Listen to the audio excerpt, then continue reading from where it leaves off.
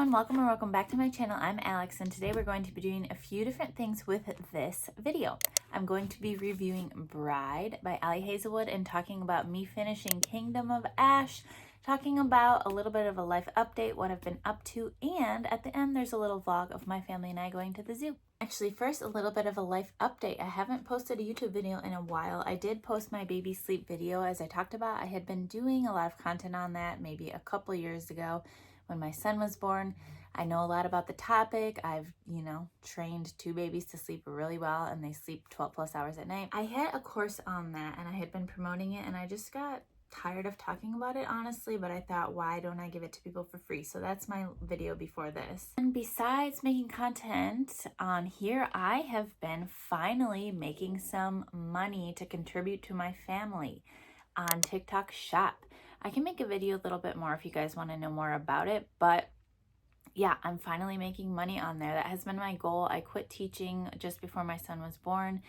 And of course, I've been a stay-at-home mom, and who can't use a little bit more money when you're a stay-at-home mom? So I've been trying different things for a few years now. And finally, like I said, I'm making money on TikTok Shop affiliate. You just need 5K followers. I heard there's like a workaround method where you can get to be one without that, but people's shops are getting shut down by using that. So I don't know. But I was able to buy concert tickets and a hotel for my daughter for her birthday. My favorite artist is Casey Musgraves, and we've just been listening to her. And my daughter, out of nowhere one day, is like, "Mom, can we go to a Casey Musgrave concert?" And I was like, "Yeah." So I was able to buy tickets with that. On my page, I only promote stuff that I actually like and use. So if you're interested, going over there. Like I said, I can make some more videos. One thing I've been promoting is this. Because just like, look. Let me see if I can invert it. I don't know.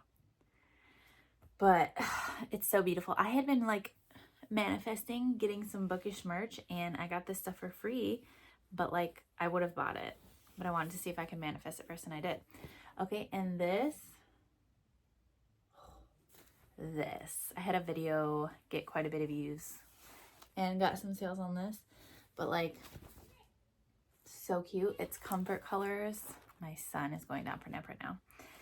So I freaking love it. I'm just so happy to finally be, making money, doing stuff that I like talking about.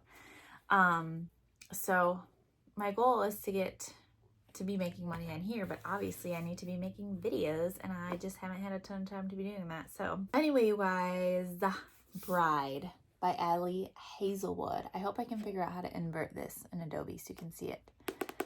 Don't tell Cheyenne, my niece, I'm going to be sending this to her now that I've finally completed the video for it. But all right, so here comes the review part of this video. I'm going to be reviewing this. At the beginning here, there won't be any spoilers, but I'll put a little signal when it's time for spoilers, so you can just fast forward ahead if you don't want to be spoiled. Okay, so Ali Hazelwood, I haven't read anything from her before this book, but she typically writes contemporary like love stories.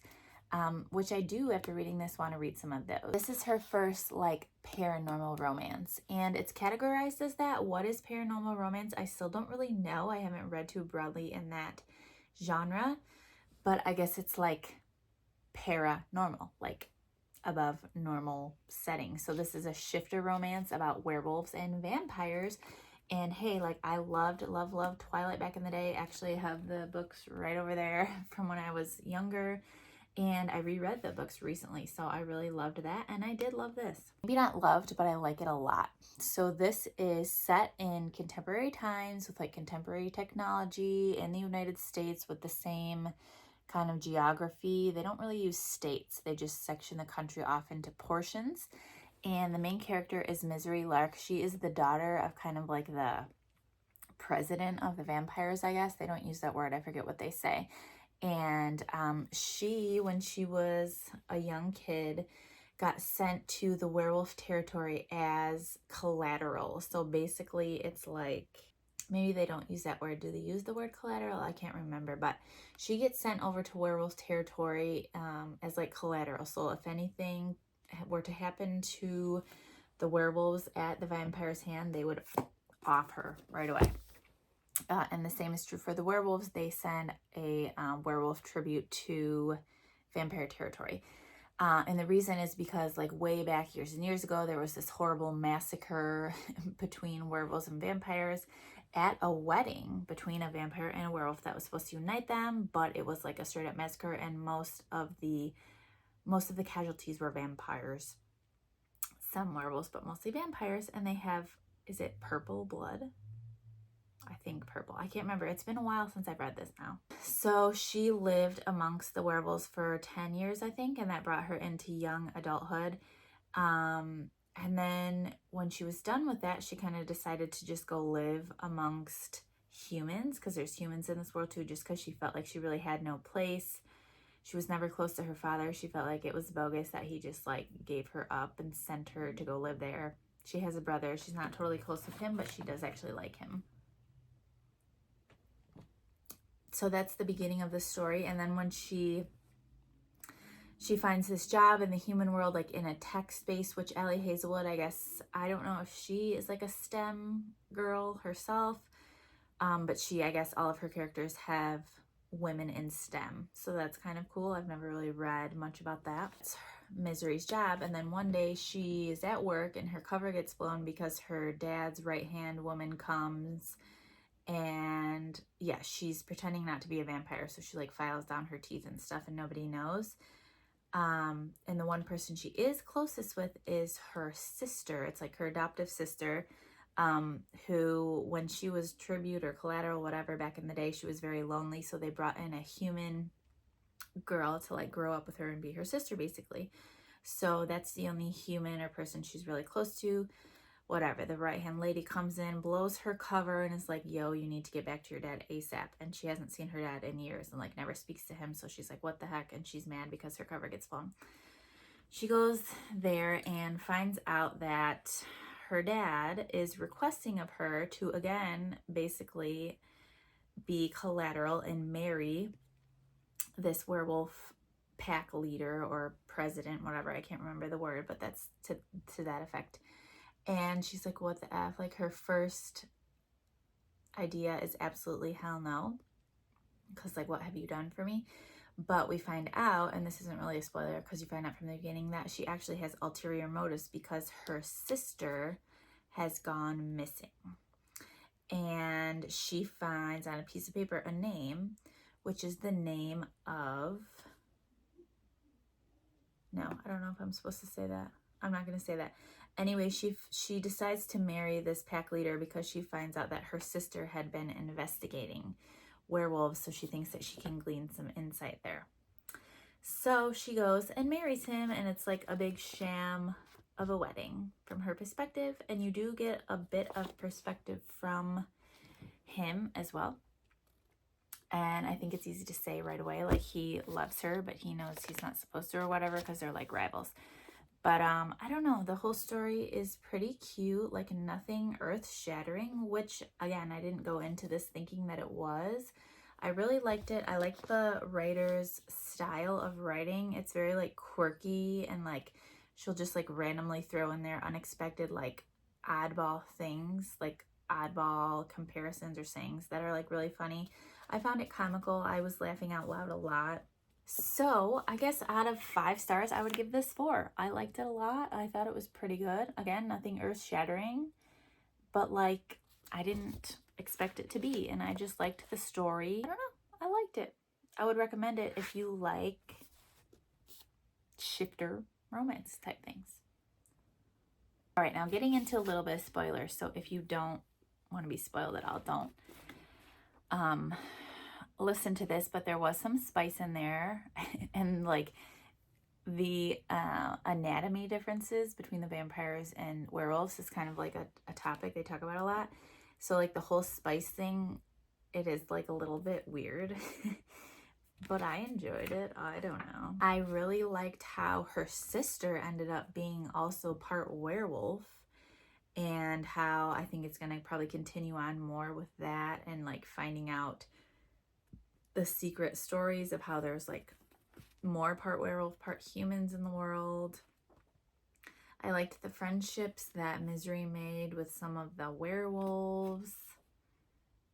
And like I said, it's been a while since I've read this. I'm trying to remember. Oh, I freaking knew. I knew that it was that guy. I can't remember. Lowe's, like, most trusted man, who his wife, was it his wife and kid were murdered?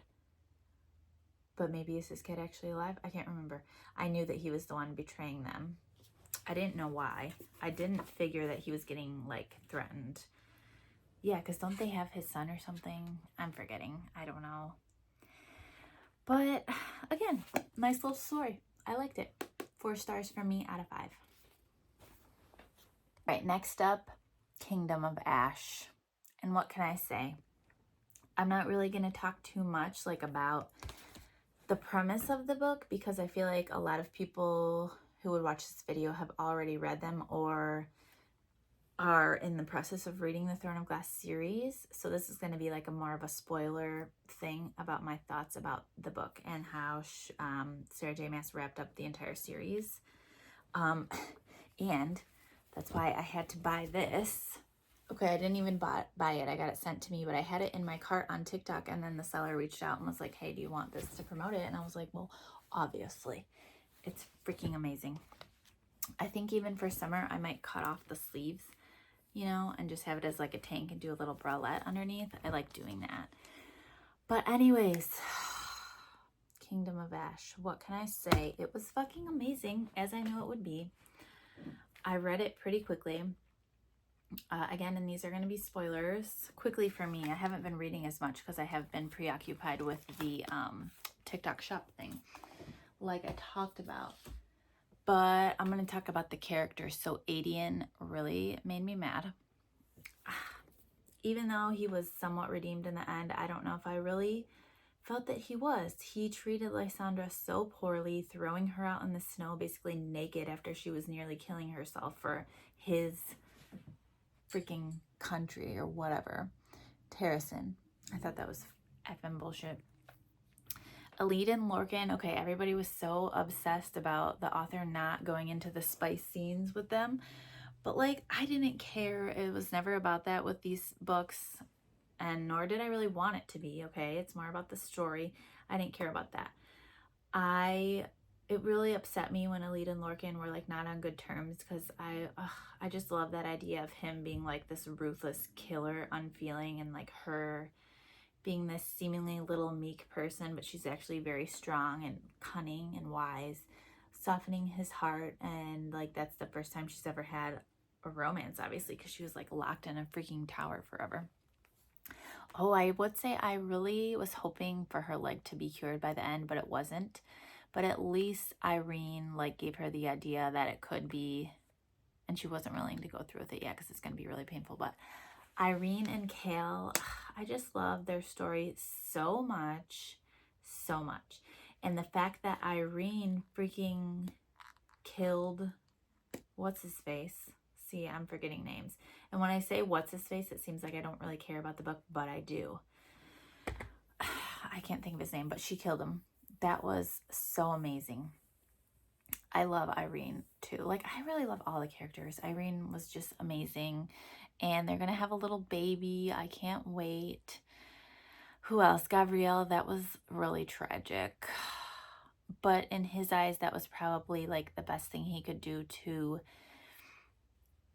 redeem himself after not, even though he didn't know he had a son, redeem himself after being gone for his whole life. That was tear. Sad. Who else? Fenris, his brother getting killed. That was bogus. Oh my gosh. Manon and Dorian, I love their little thing in the beginning, how they're like together but not, and they respect each other's space, and Dorian would never tie her down like that, even though she considered doing it for him. He knew she would, so he left before she could sacrifice herself like that. And when the 13 sacrificed themselves, oh my gosh. It makes me cry just thinking about it. When she says live Manon, I'm just like, oh my god, is she really about to go do this? No, no, no.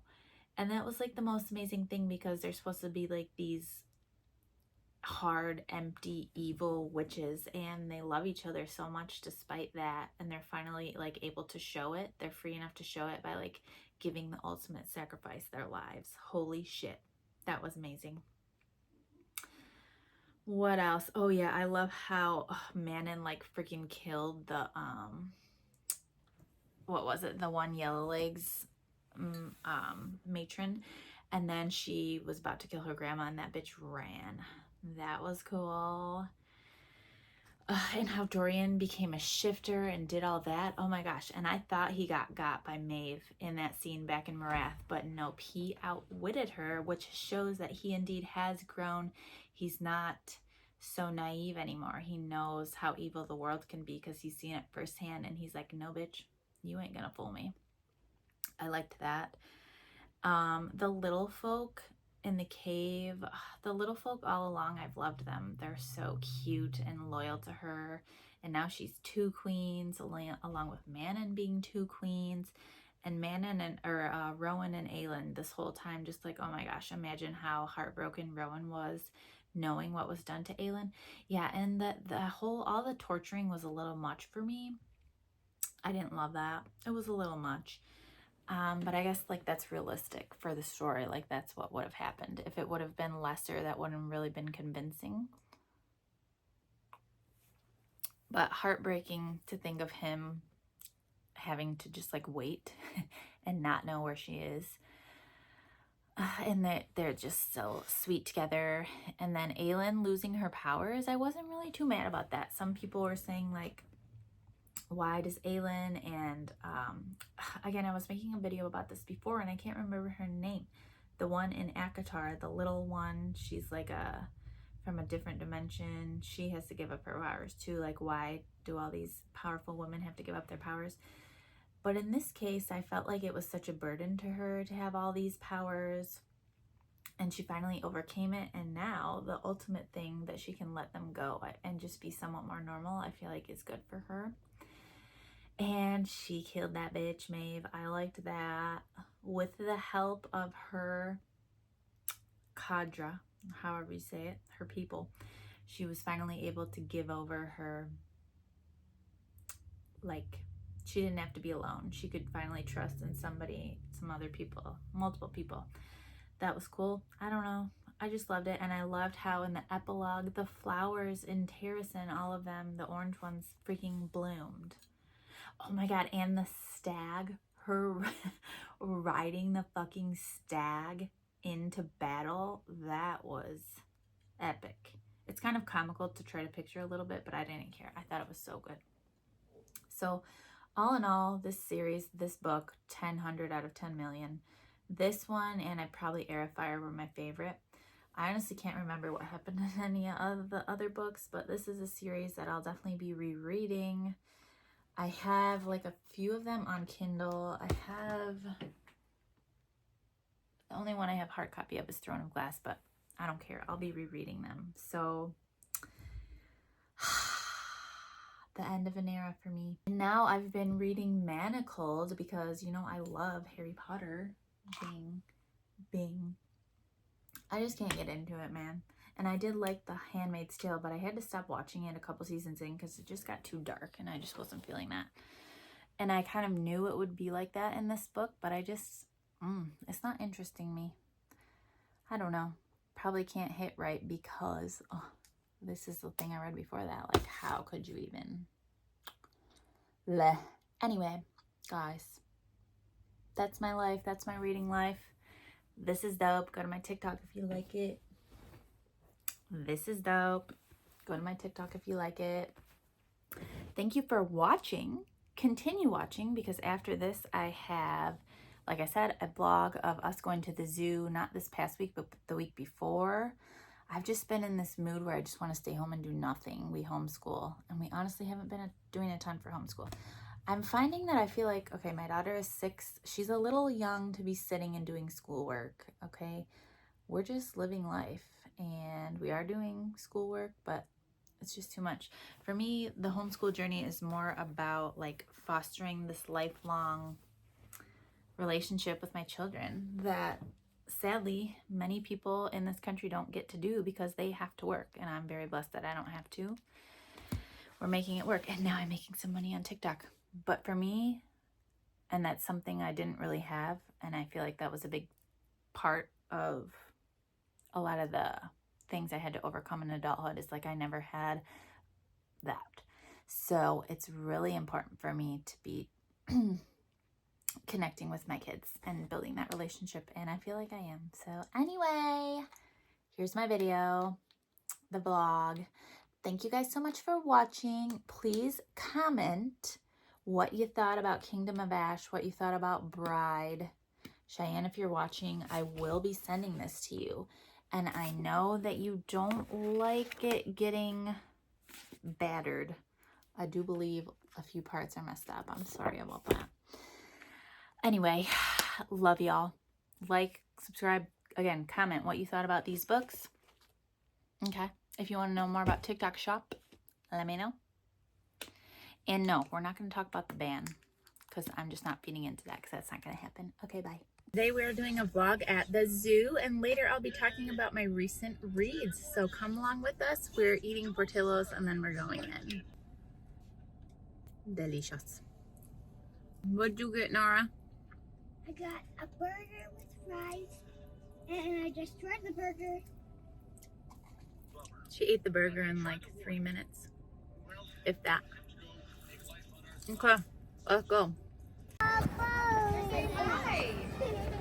do I feel like I'm gonna go right there?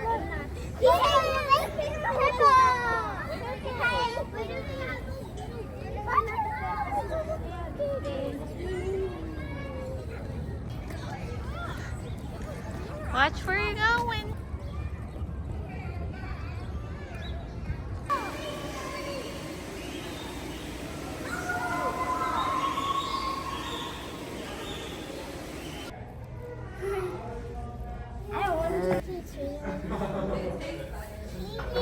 Look at this guy. Up on the wall right. Oh, that way. Oh, hi.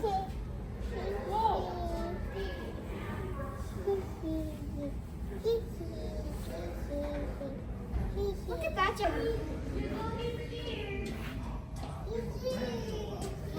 Look at this big guy over there. Look at him. Whoa. Look, the fox, Odin. Look, the fox. Otters. These are our favorite. Look at them. They're so cute. Look at them. They're hugging. Aww. Looks like they're cleaning each other or something. Oh my god, they're so cute. See how the water doesn't really stick to their fur? Yeah.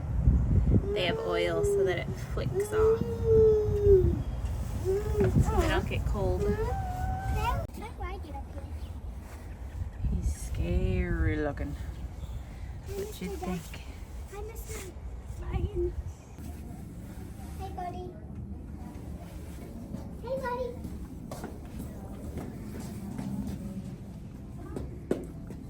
I want him to jump and attack us on the glass. On the glass is fine. Hopefully it's strong. Alright, we're leaving the zoo. I didn't get a ton of footage. It was a little chilly. But we weren't outside too long. The only animals that were outside were like the elephants. What else was outside, Nora?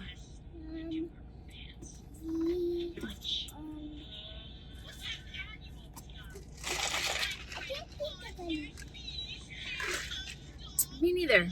But it was fun. Catch you guys later.